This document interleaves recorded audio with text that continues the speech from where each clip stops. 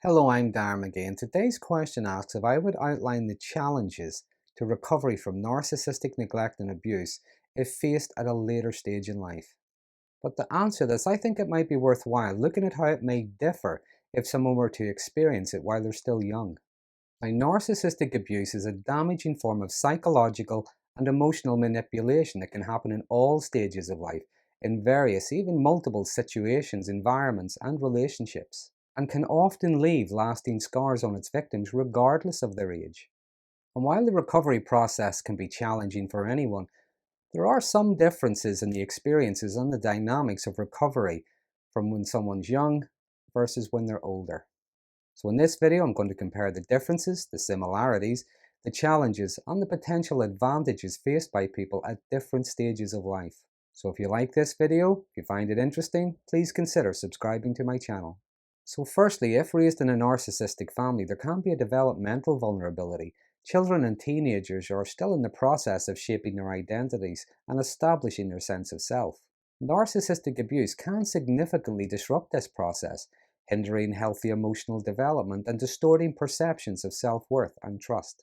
In adulthood, a sense of self can already be established, but it becomes undermined as over a long period of time boundaries are eroded, reality is undermined through gaslighting, self-confidence is continually chipped away at. In childhood, children are dependent on their parents. Power dynamics and control are often exerted by narcissistic parents, either overtly or covertly. But the same can happen in adult relationships. There can be a sense of dependence fostered. For instance, there could be a financial dependence. Either way, the control can be amplified due to the victim's limited autonomy, their resources, and their limited support networks. Some narcissistic people exploit that dependency, making it difficult for their victims to escape the toxic environment. Next to social isolation, narcissistic people often isolate their victims from other people, such as friends, family, and exert control over social interactions. Young people may face additional challenges in seeking support due to their limited independence. Adults, however, can also find it difficult to reach out for support for a variety of reasons. There may be threats, the fear of making things worse if they were to leave. If their abuser has this public face of being a kind, wonderful person, there is also the potential fear of disbelief or the lack of understanding from others. For young people, the abuse can affect their ability to form and maintain future healthy relationships, as well as affect their overall well-being. They might struggle with assertiveness, boundaries, recognizing their own needs.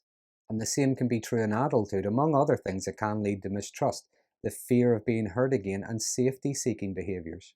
So when it comes to recovery at any age, it can involve unlearning deeply ingrained patterns of behavior, learning about and establishing or re-establishing healthy boundaries, and building confidence and self-esteem. There can be challenges with people trying to reinvent themselves, their identity, and cultivating self-care practices. Now, after years of enduring narcissistic abuse, older survivors may face the daunting task of trying to rediscover their true selves, reconnect with their personal passions, find new passions, and pursuing new goals.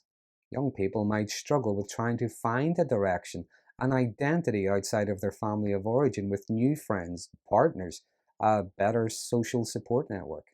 But older survivors of abuse can have a wealth of life experience and self-awareness, which can provide a healthy foundation for healing. They may possess a deeper understanding of what healthy relationships look like. Many have developed resilience through their previous life challenges.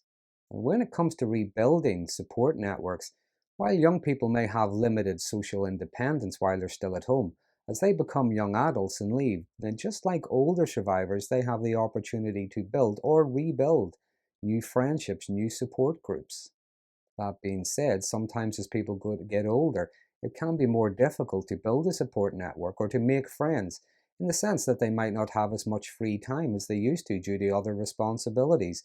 For instance, they may have children, perhaps even grandchildren to look after. There might not be as many opportunities to connect with others the way they used to. Also, the dating pool may shrink.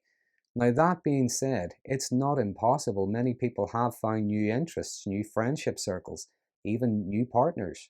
But also, I think with age comes wisdom. As people grow older, maybe they're not prepared to let other people play games with them anymore. Maybe they're not interested in playing games themselves anymore. They recognize friendships, relationships, love and romance is something that is built, it's something that is fostered as they take time to get to know each other. These things don't just happen. They know what they want, what they don't want, what they're prepared to be flexible over, and what is a red line. Younger survivors might grieve the family they needed but never had. Older survivors may experience grief and regret over the years lost to the narcissistic relationship. Because regardless of the age it happened at, many people often look back at themselves, judging themselves through the eyes of the person they are today, at the age they are today, with the experience they have today. So, in conclusion, recovering from narcissistic abuse can be a complex and a deeply personal journey, and it is often influenced by the age that the abuse occurred. Younger survivors face unique challenges tied up with their developmental vulnerability, their dependence on the abuser, social isolation, and the long-term effects which can carry on into future relationships. Older survivors may find it harder to establish a new support network. They grieve wasted years, they have regrets, but they can also draw upon accumulated life experience and reinvent themselves. But regardless of the age, both younger and older survivors require empathy and understanding. Many struggle with trust. They find it difficult to trust other people, sometimes they find it difficult to trust themselves. But with the right kind of support, survivors of narcissistic abuse can embark on a path of healing, reclaiming their autonomy and cultivating healthy relationships, not only with other people, but with themselves as well. Many benefit from therapeutic support to help navigate the healing process successfully. But regardless of what age you were at when it happened, regardless of what age you are now, sometimes a useful question to ask yourself when it comes to your recovery is, what can I do today that I might thank myself for tomorrow? So they're just some of the different experiences and challenges experienced by people who have suffered narcissistic abuse at different ages. Now, as always, it's never a one-size-fits-all answer. Each individual experience will be unique to themselves. But as always, if there's anything I've forgotten, anything you might like to add, please feel free to use the comment box below. And of course, if there's anything that you might have found helpful in your recovery, and if you feel comfortable enough to do so, please share it in the comment box because someone else reading it might benefit from your experience and your wisdom. But if you found this video interesting, please consider subscribing to my channel. And until next time, thanks for watching.